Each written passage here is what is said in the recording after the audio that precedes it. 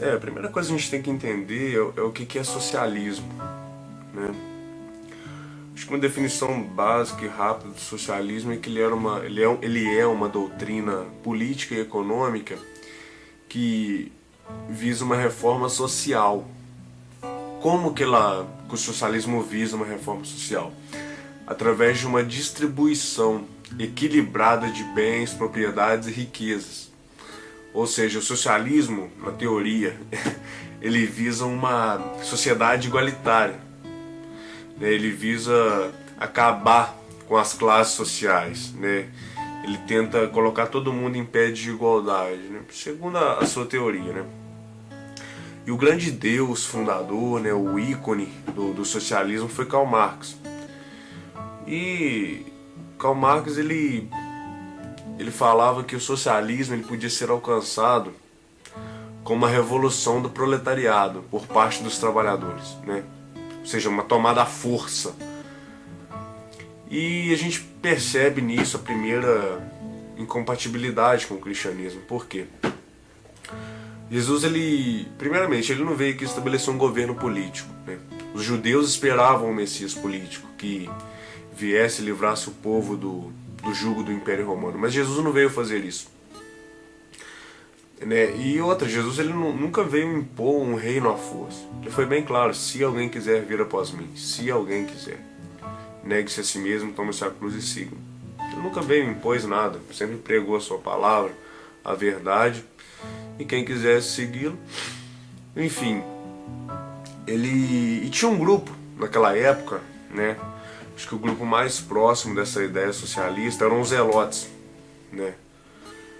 E Jesus, apesar dele ter um discípulo ali, Simão, o zelote, ele nunca teve ligação com esse povo, com esses caras. Tanto que Jesus ele fazia e pregava coisas que esses caras odiavam, que era pagar imposto e outra, submissão às autoridades. Os caras odiavam isso. Então isso mostra que Jesus não tinha ligação nenhuma com eles, né? E o segundo ícone que as pessoas usam para falar que a Bíblia e o cristianismo apoiam o socialismo é a ideia da igreja primitiva, né?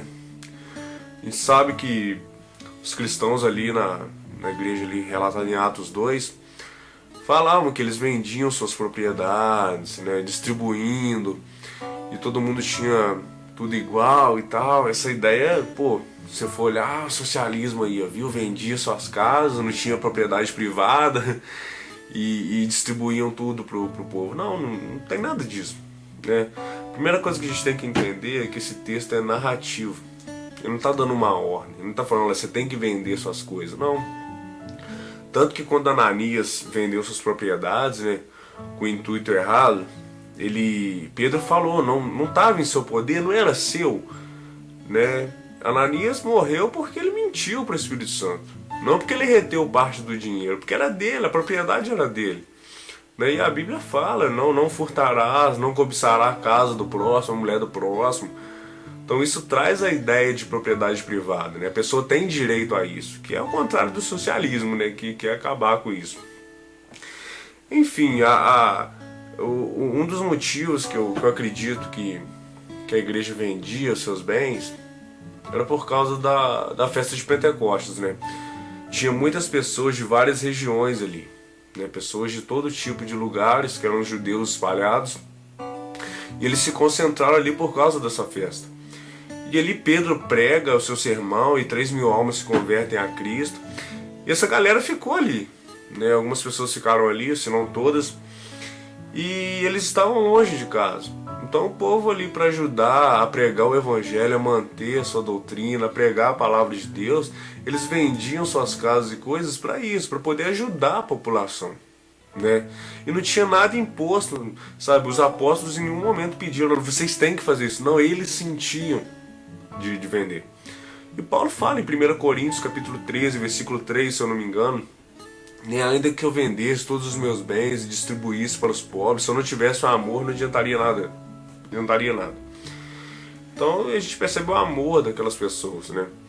A intenção disso, de pregar a palavra, de manter o povo ali para pregar a palavra. E outra também, né?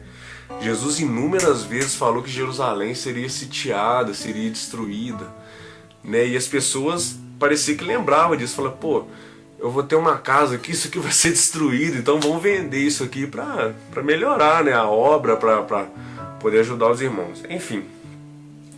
E Karl Marx ele dizia que para os proletariados, para os proletários, que tinham que fazer uma revolução, né, acabar com esse negócio de patrões e tal.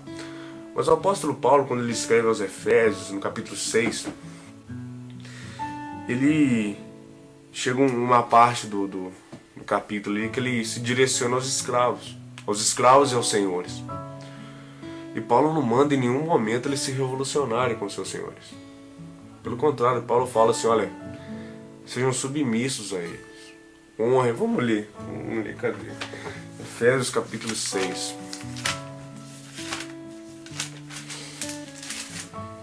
Efésios capítulo 6. Quanto a vós outros servos, essa palavra servos aqui quer dizer escravo mesmo. Obedecei ao vosso Senhor segundo a carne, com temor e tremor, na sinceridade de vosso coração, como a Cristo, não servindo à vista como para agradar homens, mas como servos de Cristo, fazendo de coração a vontade de Deus, servindo de boa vontade como ao Senhor e não como a homens, certos de que cada um, se fizer alguma coisa boa, receberá isso outra vez do Senhor, quer seja servo, quer livre. E vós, senhores, de igual modo procedei para com eles, deixando as ameaças, sabendo que o Senhor, tanto deles como vossos, está nos céus, e que para com ele não há acepção de pessoas. Aristóteles dizia que o escravo era como uma ferramenta inanimada, né? Aristóteles dizia que não tinha conexão entre o Senhor, não tinha amizade entre o Senhor e o servo.